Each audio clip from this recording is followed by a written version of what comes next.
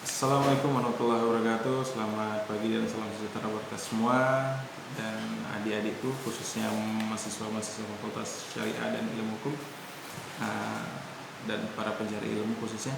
Di sini kita akan coba ulas ya dalam pertemuan pertama di materi tentang sosiologi hukum. Ya, ini tentunya materi yang menarik gitu ya untuk kita sampaikan, karena ternyata sosiologi gitu ya, aspek kemasyarakatan masyarakatnya gitu ya, kemudian itu sangat mempengaruhi hukum. Nanti kita akan coba temui, kita akan ulas dalam beberapa pertemuan yang akan datang, itu terkait dengan bagaimana secara teoritis dan empiris pengaruh gejala sosial lain terhadap hukum dan sebaliknya, hukum bagaimana pengaruhnya terhadap gejala sosial di dalam masyarakat gitu ya. Karena kedua hal ini saling berkaitan, masyarakat dengan hukum, hukum dengan masyarakat. Maka nanti kita akan ketemu ada beberapa istilah yang disampaikan oleh beberapa para ahli yang mengatakan bahwa law as tool of social engineering. Jadi hukum itu adalah suatu alat rekayasa sosial atau suatu alat untuk membuat masyarakat kita ini bentuknya seperti apa, kan gitu. Inginnya kita seperti apa? Ingin seperti wajah hukumkah atau wajah culture suatu masyarakat tentunya. Baik, di sini dalam sosiologi hukum ada beberapa ya hal yang penting kita pahami, karena ini masih pertemuan pertama dan pengantar. Tentunya nih kita harus belajar beberapa definisi atau pengertian. Yang pertama, memang sosiologi hukum ini kita akan secara teoritis, tadi seperti saya sampaikan di awal, secara teoritis dan analitis dan empiris kita akan menyoroti pengaruh gejala sosial lain terhadap hukum dan sebaliknya, atau hukum berpengaruh terhadap gejala sosial. Itu yang pertama. Yang kedua, kita akan fokus kepada menyelidiki hukum sebagai bagian daripada kehidupan masyarakat ya. Kenapa dikatakan hukum ini menjadi bagian daripada kehidupan masyarakat? Sebab saat kemudian ada istilah yang kita dengar hari ini, habeas ubi societas, itu yang berarti bahwa ya di mana ada manusia berkelompok lebih dari satu, mereka akan membuat hukum. Contohnya, laki-laki perempuan, hanya ada laki-laki dan perempuan ini di muka bumi. Lalu ngapain mereka? Misal mereka memutuskan untuk menikah, maka pernikahan itu mereka bentuk dari suatu konsepsi hukum apa? Hukum perikatan. Gitu ya, bisa dipahami ya secara sederhana. Jadi dua manusia itu sudah cukup untuk membuat hukum. Apalagi hari ini Indonesia ada 500 orang anggota dewan, gitu ya, 500-an anggota dewan yang kemarin membuat undang-undang cipta kerja. Nah itu apalagi 500 orang, seberapa rumit peraturan perundang-undangannya? Tentu sangat rumit sekali gitu ya. Ada hampir 1000 halaman, kan dahsyat beserta naskah akademiknya. Jadi sangat luar biasa. Itu 500-an orang gitu. Tadi itu ya istilah saya di awal tadi, bahwa 2 orang saja berkumpul itu sudah cukup membuat hukum, apalagi bisa 500 orang. Pasti ramai, pasti besar, pasti proyek yang besar. Ini sangat luar biasa gitu ya. Oke. Selanjutnya yang ketiga itu menyelidiki hukum senyatanya, realitas hukum yang terjadi hari ini, bukan sebaliknya, atau bukan sebaiknya hukum itu sebaiknya gitu, atau seharusnya. Kalau sebaiknya kan sama seperti kita bicara das sollen dan das sein gitu ya, senyatanya dan yang diharapkan das sollen. Kita harapkan apa? Sebaiknya, bagaimana harusnya, itu kan das sollen. Kita mengimpikan suatu tatanan yang ideal. Namun dalam karakteristik materi sosiologi hukum, kita hanya berbicara dalam konsep realitas das sein. Apa yang terjadi hari ini itu menjadi cerminannya. Sudah. Masalah kemudian harapan itu nanti dituangkan di dalam beberapa konsep peraturan hukum seperti itu. Maka hukum itu harusnya ideal gitu ya. Hukum itu harusnya ideal. Kenapa? Karena hukum itu mencerminkan suatu konsep sebaiknya dan atau seharusnya. Sedangkan manusia hidup hari ini itu adalah realitas desolennya, gitu ya. Oke. Lalu apa yang menjadi karakteristik sosiologi hukum, gitu ya? Ini karakteristiknya tadi kita sudah sedikit sampaikan di awal di definisi tadi itu. Namun sebagai tambahannya di sini adalah sosiologi hukum itu tidak memberikan penilaian terhadap hukum. Sosiologi hukum itu tidak memberikan penilaian terhadap hukum. Mengapa? Ya, karena dalam perspektif masyarakat, gitu ya, atau sosiologi hukum yang tadi kita katakan realitas hari itu, hukum itu dapat bertindak sangat sangat dinamis. Mengapa dikatakan dinamis ya? Hari ini sebagian orang mengatakan bahwa undang-undang, contoh ya, ini isu yang terbaru gitu ya, agak up to date sedikit.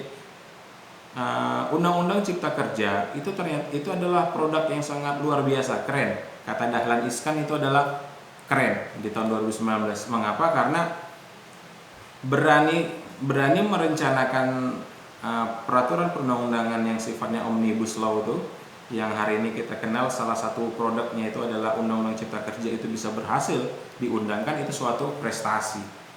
Ya gitu, itu suatu prestasi. Kenapa? Karena memang dalam suatu peraturan tersebut akan memuat beberapa ketentuan peraturan perundang-undangan yang kemudian dikesampingkan diakibatkan omnibus, gitu ya. Diakibatkan oleh omnibus. Jadi dalam Undang-Undang Cipta Kerja ini sebenarnya oke nggak gitu ya manfaatnya? Tentu banyak manfaatnya, tentu banyak. Kemudahan investasi, kemajuan UMKM segala macam itu menjadi suatu ciri Undang-Undang Cipta Kerja itu kemudian dibentuk dan menjadi suatu misi ya, agar membangkitkan ekonomi. Karena prinsipnya kan gini, masyarakat itu bisa fokus dalam hidup bernegara saat kemudian ia dalam keadaan sejahtera. Sejahtera dalam konsep apa? Finansial, gitu ya. Ini kan konsep yang ditawarkan. Saat finansialnya itu sejahtera, maka tentu saja seseorang itu pasti lebih tenang dan lebih fokus dalam kehidupannya dalam bernegara, tidak membuat kerusuhan, gitu ya, dan segala macamnya. Itu menjadi suatu poin, gitu ya, mengapa muncul Undang-Undang Cipta Kerja. Namun sosiologi hukum hari ini dia melihat dalam suatu realitas, ternyata ada juga sebagian yang mengatakan bahwa undang-undang ini kejam, gitu ya. Undang-undang ini melahirkan oligarki yang bermodal kapitalis, gitu ya, hingga kemudian para pekerja atau buruh itu diberikan pengaruh kesejahteraannya itu sangat rendah dan sangat rentan atau tidak terlindungi secara aspek peraturan perundang-undangan, karena semuanya diserahkan kepada perusahaan. Tentu ini menjadi suatu keniscayaan kan gitu. Namun ya dalam prakteknya tentu kita belum dapat melihat, karena kan hari ini baru berlaku undang-undangnya, otomatis belum nampak nih efek secara langsungnya, kan belum diterima, gitu ya. Tentu ini menjadi suatu bagaimana sosiologi hukum itu dia tidak memberikan penilaian langsung terhadap hukum itu atau aturan-peraturan perundang-undangan itu, tapi sosiologi hukum itu hanya menguji kesesuaian antara empiris dari suatu peraturan. Ini ada peraturan nih, kemudian apakah sesuai atau tidak sesuai dengan kondisi masyarakat tertentu, gitu ya. Sesuai nggak? Kalau sesuai atau nggak sesuai, hanya itu. Tapi dia tidak memberikan penilaian masalah hukumnya itu baik atau tidak, gitu ya. Tapi dia hanya melihat realitas, oh masyarakat responnya atas undang-undang itu begini. Oh respon masyarakat terhadap undang-undang kesejahteraan jaminan sosial itu begini. Itu ya, hanya sampai ke dalam respon masyarakatnya saja, tidak sampai ke dalam pemberian penilaian terhadap hukumnya, gitu ya. Hanya reaksi. Maka di sini kita bisa lihat sebenarnya, bisa cari nanti ya, gimana sih latar belakang lahirnya sosiologi hukum, agar nanti adik-adik bisa ada pakemnya, gitu ya, tidak kurang dalam memahami. Maka dalam mata kuliah ini saya anjurkan adik-adik minimal itu punya satu buku, gitu ya. minimal punya 1 buku, dan itu adik baca dan bisa dibaca dan dipelajari agar semakin luas pemahaman adik nantinya terhadap aspek sosiologi hukum nantinya. Oke. Maka kita lihat di sini dalam beberapa salah satu sejarah ya, di dalam beberapa buku yang ada. Saya lihat di sini ada nama Anzilotti yang pertama kali menggunakan istilah hukum. Anzilotti ini kayaknya orang Italia dari namanya gitu ya. Kemudian sosiologi hukum dipengaruhi oleh disiplin ilmu filsafat hukum gitu ya, dan ilmu hukum dan sosiologi yang kajiannya berorientasi pada hukum ya. Maka di sini kita nggak akan lepas nanti ke beberapa konsep dalam teori-teori hukum gitu ya, karena ini ada filsafat hukumnya, kemudian ilmu hukum itu sendiri, dan juga tentunya sosiologi atau ilmu yang ya ilmu sosial gitu ya, yang tetap akan menjadi pengaruh.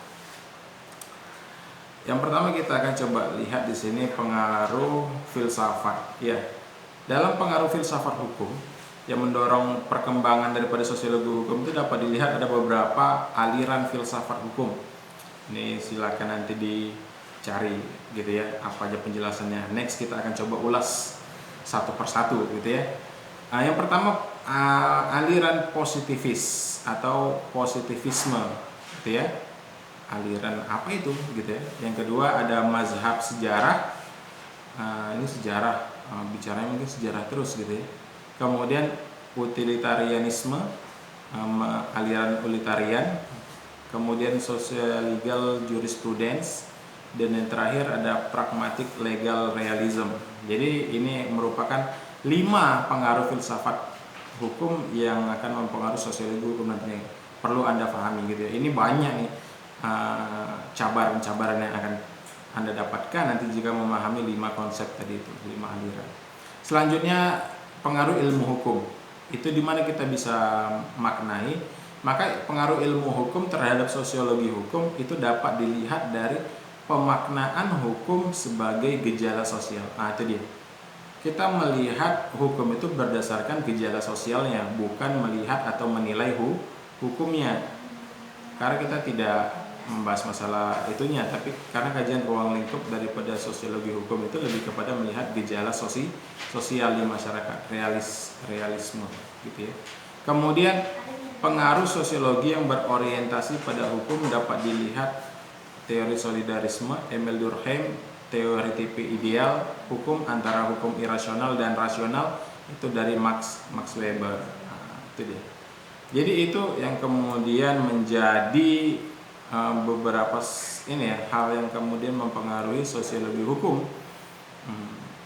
So adik-adik mulai pusing gitu ya, karena mungkin sudah mulai menyentuh aliran-aliran pemikiran. Di sini nggak masalah, nanti kita akan kaji satu persatu, tapi setidaknya adik mulai baca-baca dan mulai cari-cari nih beberapa referensi yang memuat informasi-informasi demikian gitu ya.